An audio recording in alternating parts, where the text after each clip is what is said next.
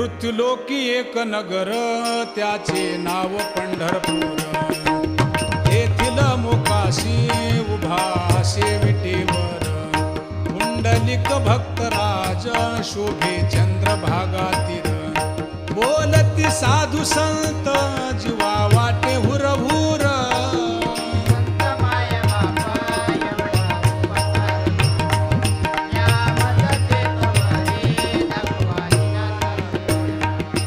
मज नाही हात पाय डोळा पडली झांपड कर्ण हे बधीर झाले वाचा